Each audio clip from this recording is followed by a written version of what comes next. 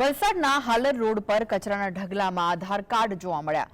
અહીં આધાર કાર્ડ કોણે નાખ્યા એ ખબર નહીં, પણ તેનો દુરુપયોગ થઈ શકે છે। અહીં પડેલા આધાર કાર્ડ જથ્થામાં છે। 20 થી 30 જેટલા આધાર કાર્ડ હોઈ શકે છે। ઘટના પરથી કહી શકાય કે પોતાના આધાર કાર્ડની કોપી ક્યાં આપો છો અને શું ઉપયોગ માટે આપો છો તે જાણી પરત લેવાની જવાબદારી પણ લોકોએ સમજવી પડશે।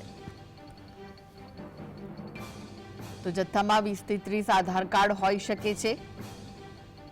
વલસાડના હાલર રોડ પર કચરામાં આધાર કાર્ડ જોવા મળ્યા, જેનો દુરુપયોગ પણ થઈ શકે છે।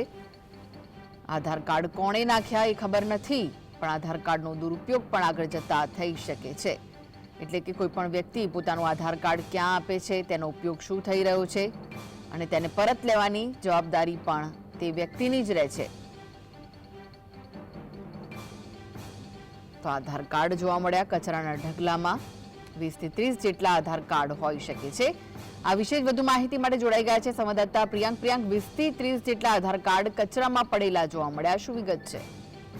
જે પ્રમાણે આ આધાર કાર્ડ કચરાના ઢગમાં જોવા મળ્યા, ચિંતાનો વિષય એ છે કે આમાં કેટલાય ઓરિજિનલ આધાર કાર્ડ હતા અને કયા કારણસરે આપવામાં આવ્યા હશે એની કોઈ જાણકારી મળી નથી। પરંતુ કચરાના ઢગલામાં જ્યારે આ પ્રકારે આધાર કાર્ડ મળે છે એનો દુરુપયોગ પણ થઈ શકે છે। આ એક ખૂબ અગત્યનું ડોક્યુમેન્ટ કહેવાય અને જ્યારે એવા ડોક્યુમેન્ટ આ રીતે રઝળતા જોવા મળે તો જેના એ આધાર કાર્ડ છે એમના નામે કોઈ બીજી વસ્તુ લઈ પણ શકાય છે।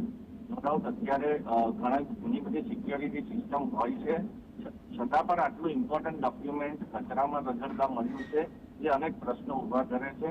આ કોને ત્યાંથી ફેંકવામાં આવ્યા છે, કોણે આ ફેંકી દીધા છે, આટલા આધાર કાર્ડ એક જગ્યા પર તેના માટે લેવામાં આવ્યા હતા, ઘણા પ્રશ્નો છે જેનો જવાબ હજી સુધી મળી શક્યો નથી।